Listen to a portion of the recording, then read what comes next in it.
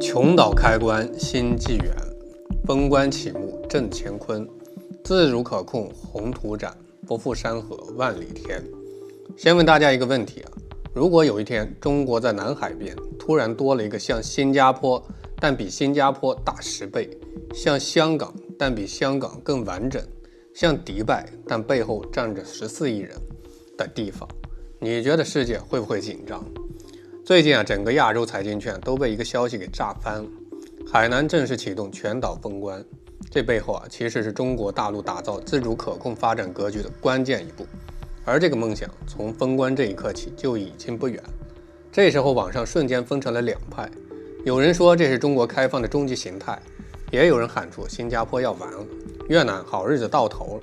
今天咱们就聊个透，先从封关后的真实画面说起，再深挖背后的战略布局，看看这对新加坡、越南到底是致命冲击还是转型机遇。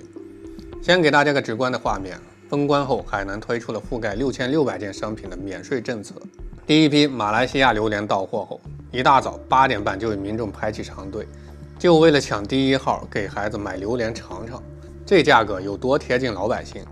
用网友的话说就是终于能好好享受免税待遇。其实这就是个开始，今天是榴莲，明天还会有更多的海外进口产品通过这个窗口进来。但大家别只盯着免税商品，这背后藏着更深的意涵。海南要打造的是史上最强的产业同盟体系，未来形成海南设总部，东南亚做工厂，中国大陆当市场的黄金三角模式。同时这里还是人民币国际化的绝佳试验场。周易有云，穷则变，变则通，通则久。海南封关从来不是一个省的独角戏，而是中国破解发展瓶颈、亚洲经济版图重构的重头戏。新加坡网民在 Reddit 论坛上骂战，越南企业紧急调整供应链的动作，恰恰暴露他们面对这场变革的深层焦虑。今天咱们就抽丝剥茧，把这事儿聊明白。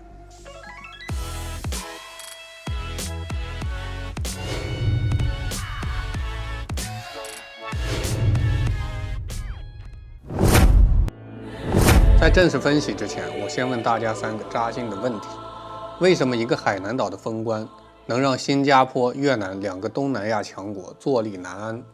海南封关背后的黄金三角自主可控布局到底会如何重塑亚洲产业链？这场变革中是零和博弈还是多方共赢？带着这3个问题咱们开启今天的深度解析，相信看完以后你对亚洲经济的未来会有全新的认知。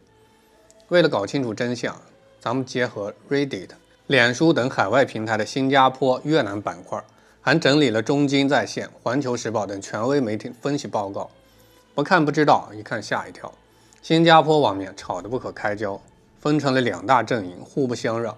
越南企业则在悄悄的行动，不少电子代工厂已经开始评估转移生产线。咱们先从争议最大的新加坡说起。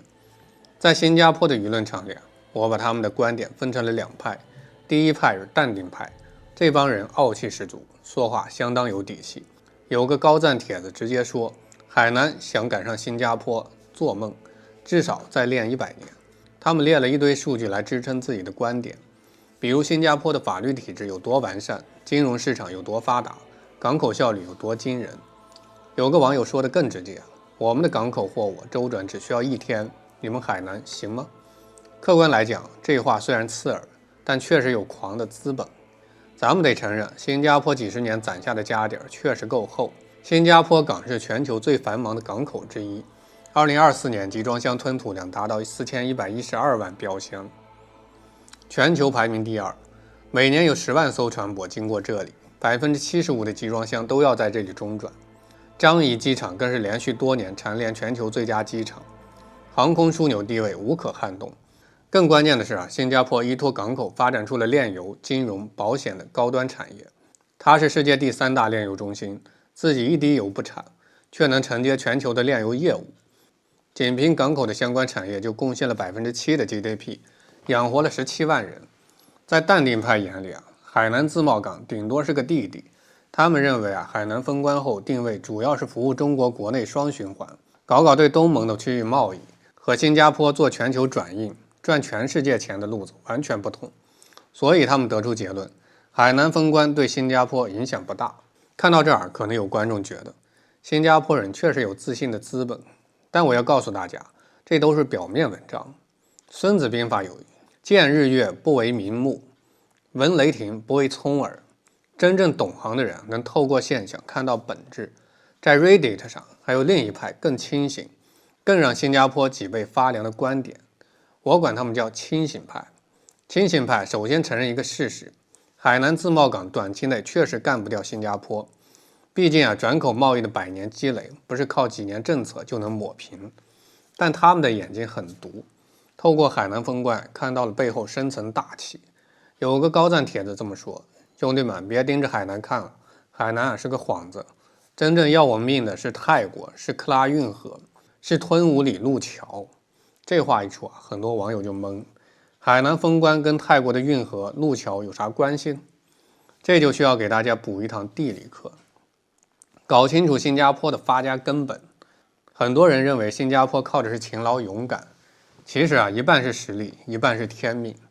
它的核心本钱是马六甲海峡的咽喉位置，大家打开世界地图就能看到，从欧洲、中东过来的邮轮、货轮要运往中国、日本、韩国，马六甲海峡是必经之路。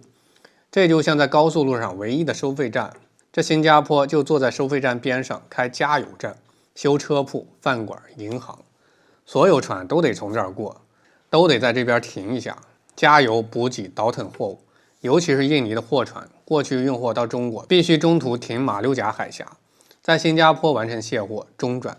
可现在不一样，海南洋浦港早就布局好了直航航线，印尼货船能直接通航，运输时间缩短6天，每吨运输成本还能节省280美元。大家可以算笔账，一艘1万吨的货轮，一趟就能省下1000多万元人民币。这对航运公司来说诱惑力太大。以前新加坡靠这个唯一收费站赚走了全亚洲的过路费，马六甲海峡就是它的命根子、金饭碗。只要这里还是唯一的黄金水道，新加坡就算躺着能挣钱。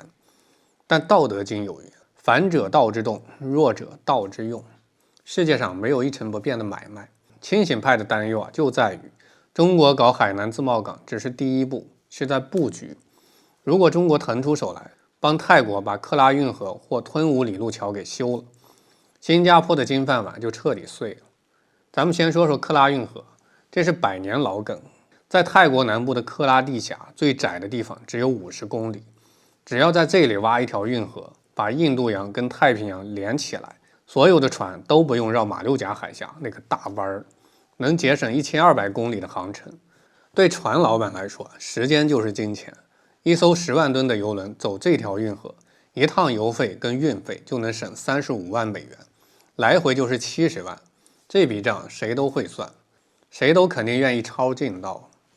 再说说吞武里路桥，因为挖运河牵扯环保、领土等太多问题，泰国最近几年主推这个更务实的项目。思路很简单，在海峡两侧各修一个深水港，中间用铁路和高速公路连起来，货物到这边卸下来，通过铁路运到另一边再装船。虽然是海陆联运，比运河麻烦点，但还是比绕马六甲快能节省6至9天的时间。对那些急着交货的生意来说，这几天就是生命线。清醒派算得很明白，如果这2个项目有一个落地，就意味着新加坡这个唯一收费站要被绕开。原本必须在新加坡加油、修船、买保险的大客户，都会跑到泰国去，这对新加坡来说就是釜底抽薪，100年基业可能毁于一旦。可能有观众会说，克拉运河喊了100多年都没修，新加坡人至于这么害怕？如果是以前或者是其他国家来修，新加坡可能真当笑话来听，毕竟这个工程量太大，堪比愚公移山，一般国家根本就玩不转。但现在不一样了，站在世界舞台上的是中国，咱们有这个外号叫基建狂魔，这个外号可不是白叫的。逢山开路，遇水架桥，对中国来说都是基本操作。新加坡人心里跟明镜似的，只要中国想干，资金技术都到位，别说挖运河修个路桥，就算在喜马拉雅打个洞都不是问题。而且泰国那边也急得上火，泰国总理满世界推销这个路桥项目，这可是泰国的国运。一旦修通，泰国立马就能变成东南亚的物流中心，躺着数钱。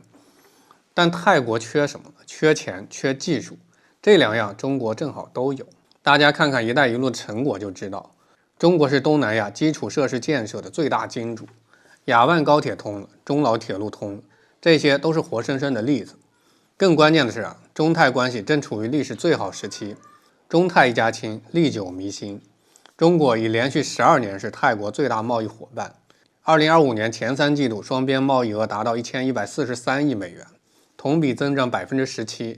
在清醒派眼里，中国跟泰国联手就是王炸。更让新加坡忌惮的不是经济账，还有安全账。孙子兵法有言：无事其不来，事无有以待也；无事其不攻，事无有所不可攻也。马六甲海峡虽然繁华，但太窄，容易被控制。尤其是美国在新加坡有军事基地，樟宜海军基地常年停着美国的滨海战斗舰，航母也经常来溜达。对中国来说，能源安全、贸易安全全压在马六甲这条线上，这就是马六甲困局，相当于把自家的粮道攥在别人手里，根本就不踏实。所以从战略上来讲，开辟第2条通道绕开马六甲，对中国是刚需。而海南封关带来的冲击已经显现。封关运作正式落地第1天，新加坡的港口中转业务就下降了11%。这也让大家想起了新加坡总理黄循财之前说起过一句话：小国在大国的博弈当中，其实根本就没有议价的权利。新加坡人看透了这一点，才真正害怕。他们怕的不是海南岛卖免税化妆品，而是中国为了打破马六甲困局，实现自主可控，通过洋福港这样的布局彻底分流他们的中转业务。更怕海南的黄金三角模式重构产业链。一旦这些布局成型，新加坡手里的金钥匙瞬间就变成了废铁。以前我们常说新加坡是小国大外交，在国际舞台上长袖善舞，一会儿跟美国亲，一会儿跟中国好，两头吃红利。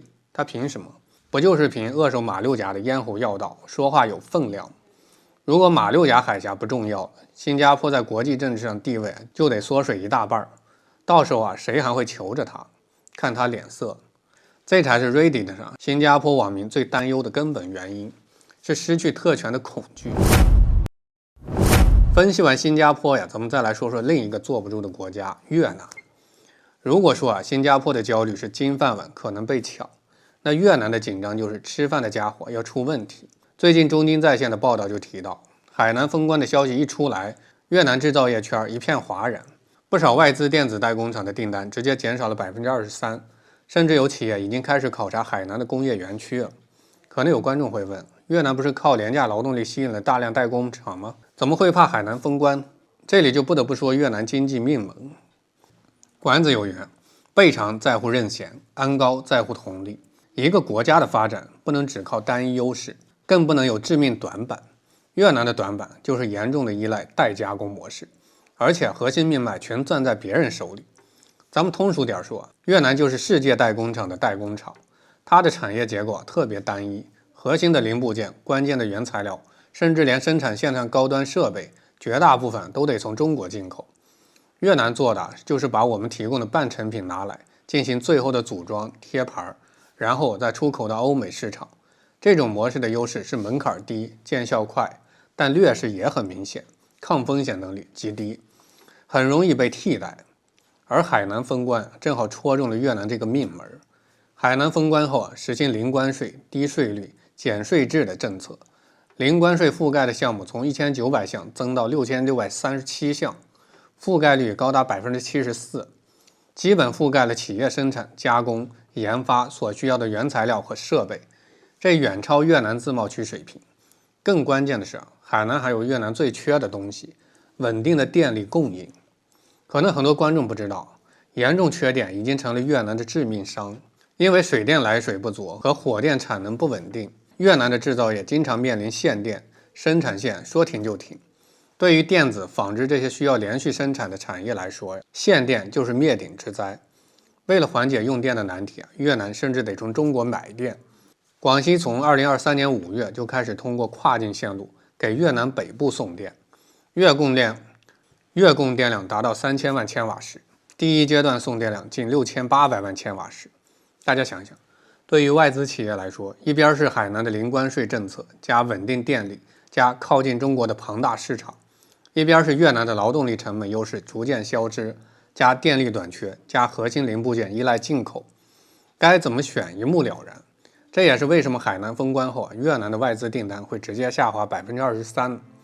资本是用脚投票的，哪里赚钱哪里稳定就往哪里去。除了制造业越南的外贸也会受到冲击。越南的很多出口产品最终目的都是到中国市场，以前货物可能需要经过新加坡中转，现在有了海南自贸港，外资企业可以直接在海南设立生产基地，原材料零关税进口，加工后直接进入中国内地市场，既节省了中转成本，又提高了效率。原本通过越南加工再进入中国的链路就被大大的简化，越南在其中的角色自然就被弱化。说到这儿，可能有观众会觉得海南封关是在针对新加坡跟越南，但我要告诉大家，事实恰恰相反。论语有云：己欲立而立人，己欲达而达人。中国搞海南封关核心是为了破解自身的发展痛点，而不是针对任何国家。咱们接下来就说说海南封关对中国来说到底意味着什么，以及背后的解决方案逻辑。首先海南封关是中国打破马六甲困局的关键一步，解决的是能源和贸易安全的痛点。就像我们之前说的，中国的能源进口和外贸出口高度依赖马六甲海峡，这就相当于把自己的粮道交给了别人，随时可能会被卡脖子。海南封关后将成为中国面临东盟的门户，加上未来可能落地的中泰通道，就形成了双保险，大大降低对马六甲海峡的依赖，保障国家能源和贸易安全。其次海南封关是推动双循环格局的重要抓手，解决的是内外需衔接的痛点。这个双循环不是空谈，而是靠具体政策落实。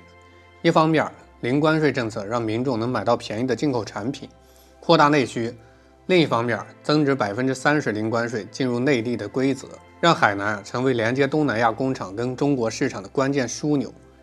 就像有人举例进口澳洲整牛关税10%，但如果在海南设切割工厂，把整牛分割成牛排、牛腱子等，增值30%油再进入内地，就能享受零关税。100块的成本能省10块钱，在竞争激烈的市场里，这就是巨大的优势。国内大循环需要扩大内需，国际大循环需要提升对外开放水平。海南自贸港通过这些政策吸引全球优质资源聚集，既能满足国内消费者需求，又带动产业链升级，同时辐射东盟市场，实现内外需的高效衔接。更重要的是，这里还在打造海南总部加东南亚工厂加中国市场的黄金三角模式，进一步夯实自主可控的产业格局。而对于新加坡和越南来说，海南封关也不是灭顶之灾，而是转型的契机。韩非子有云：适易则适易，适易则倍变。时代变了，发展模式也必须跟着变。新加坡不能再依赖马六甲海峡的收费站模式，应该主动融入区域经济一体化，比如加强与中国海南的金融合作，共同开发东盟市场。越南则需要摆脱代加工的低端定位，加大科技研发投入，完善产业链，解决电力短缺等基础设施短板，而不是单纯依赖廉价劳动力。事实上，海南封关也能给新加坡跟越南带来新机遇，比如海南自贸港的发展会带动东盟区域贸易的增长，新加坡可以发挥自己的金融跟物流优势，参与到海南的产业链分工中。越南也可以加强与海南的跨境合作，比如在农业、旅游等领域展开互补合作，共享中国市场的红利。关键在于这两个国家能不能抓住机遇，主动转型。回到我们最开始的问题，海南封关到底意味着什么？对中国来说，它意味着更安全的能源跟贸易环境，更顺畅的双循环格局，更高水平的对外开放。对新加坡来说，它意味着马六甲红利的逐渐消退跟转型压力。